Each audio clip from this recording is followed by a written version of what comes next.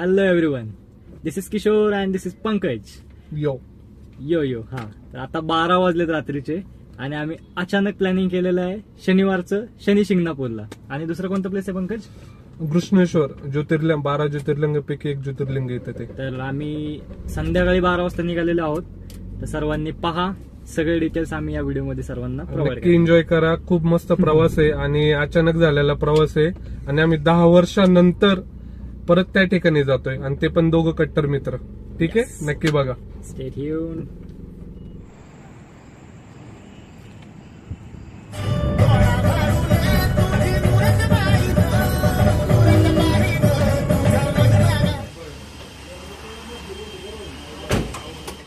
गाडीची टाकी फुल करून आम्ही तिथून निघालो. पुण्यापासून 173 किलोमीटर शनी शिंगणापूर आहे. आम्ही अहमदनगर म्हणजे जो अहमदनगरचा हायवे जो होता त्या हायवेने गेलो, पण थोडासा खराब हायवे असल्यामुळे आम्हाला जास्त वेळ लागला तिथे जायला. अप्रॉक्सिमेट 4.5 तास आम्हाला तिथे पोहोचायला लागले. तिथे पोहोचल्यावरती आम्हाला एका छान मित्रांनी वेलकम केलं. डेव्हलपमेंट म्हणजे काय असते हे तिथे गेल्यावरती आम्हाला कळलं. म्हणजे इतकी डेव्हलप्ड प्लेस मी पहिल्यांदाच पाहिलं असेल या एरियामध्ये.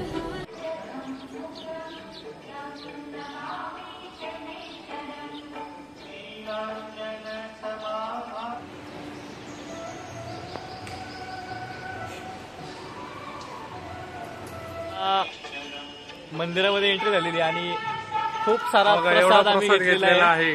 सर्व जे काय जसं आम्ही शाळेमध्ये घेतला होता तसा आम्ही आता डबल घेतलाय. असं शनिदेवांचा आशीर्वाद आमच्यावर पण राहणार आहेत. नंतर आम्ही दर्शन झाल्यावरती निघालो तिथून डायरेक्ट घृष्णेश्वरसाठी.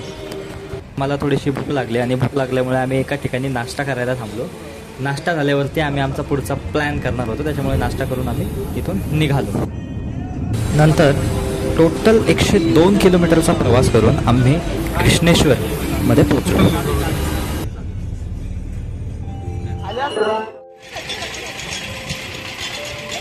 पोहोचल्यानंतर आम्हाला एक न्यूज कळाली की घृष्णेश्वर जे 12 ज्योतिर्लिंगांमध्ये एक आहे, 12वं शेवटचं, तिथे आतमध्ये मोबाईल अलाउड नाही आहे. छान दर्शन झालं आणि दर्शन झाल्यावरती आम्ही उसाचा रस घेऊन वेरूळकडे. वेरूळमध्ये पोहोचताच तिथे असलेला कडक बंदोबस्त मला दिसला.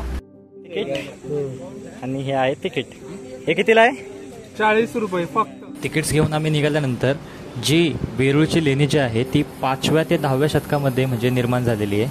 त्या लेणीमध्ये म्हणजे टोटल 12 लेण्या आहेत. लेणी क्रमांक 1 ते लेणी क्रमांक 12 अशा टोटल 12 लेण्यांमध्ये ना सर्व ऐतिहासिक 5व्या ते 6व्या शतकामध्ये जी म्हणजे कलाकृती केलेली आहे ती बघण्याचं भाग्य आमचं जे होतं ते म्हणजे सांगू शकतो.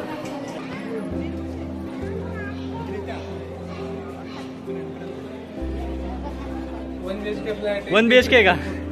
गॅलरी तुम्ही सांगा. कॉन्टॅक्ट किशोर सुतार. ओ गॅलरी दाखवताय का? इथून पाणी डायरेक्ट वर येतं. आत गेल्यानंतर आम्हाला एक महादेवांचं मंदिर दिसलं. ते बघून म्हणजे अशी शांती वाटली. बाहेर एवढं कडक ऊन असताना आतमध्ये एवढं थंड वाटलं की सांगूच शकत नाही. त्याच्यामुळे आम्ही तिथं 5 ते 10 मिनिटं बसलो. नंतर निघताना आम्ही एक शेवटचा मानाचा फोटो घेतला आणि निघालो.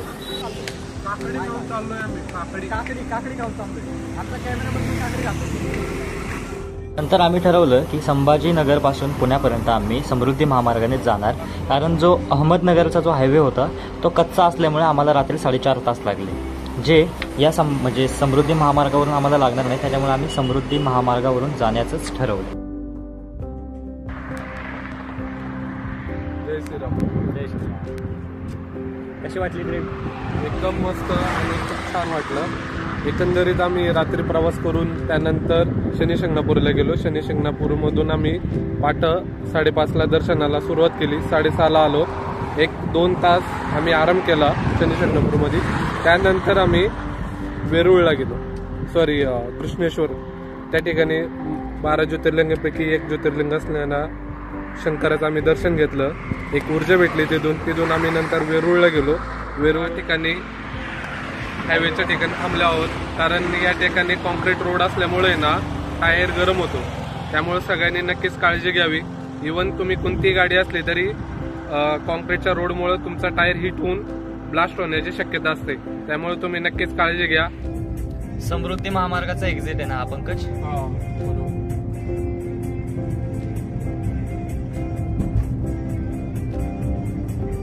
इथून स्ट्रेट गेलं की मुंबई किती किलोमीटर आहे? 200 किलोमीटर. आणि इथून लेफ्टला पुणे किती किलोमीटर आहे? 170. मग मुंबई जवळ आहे ना रे इथून? 30 किलोमीटर. 30 किलोमीटर.